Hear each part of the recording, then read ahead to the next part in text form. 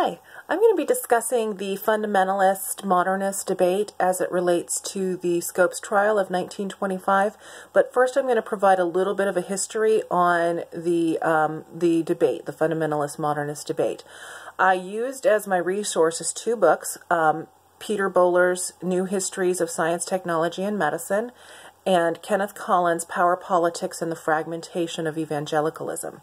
I have a current article from Evolutionary Anthropology by Kenneth Huis entitled The Scopes Trial, and then two articles from 1925, Edward Rice's From the Standpoint of Science, and Robert Small's Friendly Trial Becomes Bitter.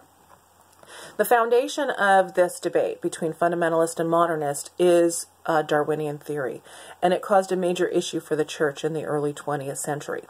In 1859, he published Origin of Species, and this was his way of theoretically providing a means to understand how what we were finding in the fossil records that were being found more and more and more deep in the layers of the earth became what we see in the world today, what was familiar.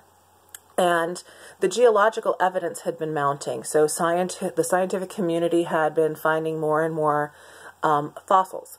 And these deep layers of the earth were determined to be more than the 4,000 to 6,000 years that biblical history would support. So they sought a new explanation. And the scientific trend began to switch from scientific support of biblical accounts and phenomena to proving evolution and natural selection. The evidence was sufficient to convince a lot of Christians and Christian theologians that evolution had value and was true. So they incorporated evolutionary theory into God's creative plan.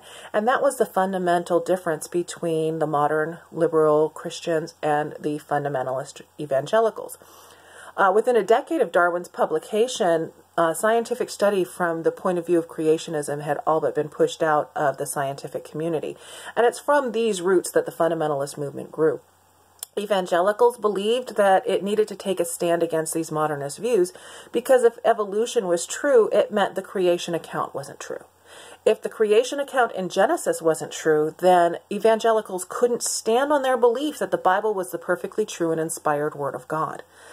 This came to a head in 1925 with the trial of a young teacher named John Scopes.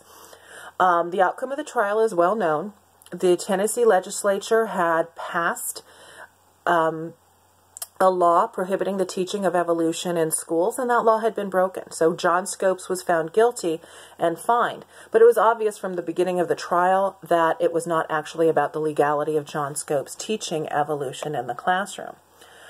The trial pit two nationally known attorneys against one another on opposite ends of the debate. You had William Jennings Bryan, a three-time presidential nominee and former Secretary of State, also a firm believer in fundamentalism. And you had Clarence Darrow, who was one of the most famous attorneys of the time, and he fought what he considered to be enlightened cases and represented John Scopes via the ACLU. Again, the trial was less about the law and more about science versus religion, Darrow against Bryan, reason versus religious fanaticism. And it was a public spectacle that tried fundamentalism in the court of public opinion and unfortunately lost. Darrow considered Christianity a slave religion, and he spent the course of the trial trying to prove it. Bryan, on the other hand, believed that evolution undermined belief in God. He wasn't as successful in proving his point, making his legal victory quite Pyrrhic. Shortly after the trial ended, zoologist Edward Rice wrote in the periodical Current History that, again, the basis of the trial was not so much about the breaking of the law, but the question of progress versus conservatism. And he wrote that progress was the equivalent of going forth in the adventurous spirit of the knight errant, striving to force back the powers of moral and intellectual darkness circling humanity.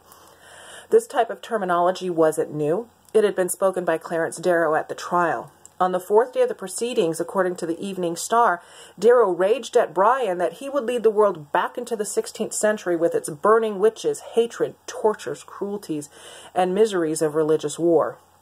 This debate continues to rage today, and the same language can be heard where in the modern day where Christianity is castigated as backwards and ignorant, and a belief in the Bible is worthy of ridicule and scorn. And this is a debate that we as Christians must strive to win through prayer, biblical knowledge, and most importantly through living the greatest commandment and loving one another as God commanded us to do. Thank you.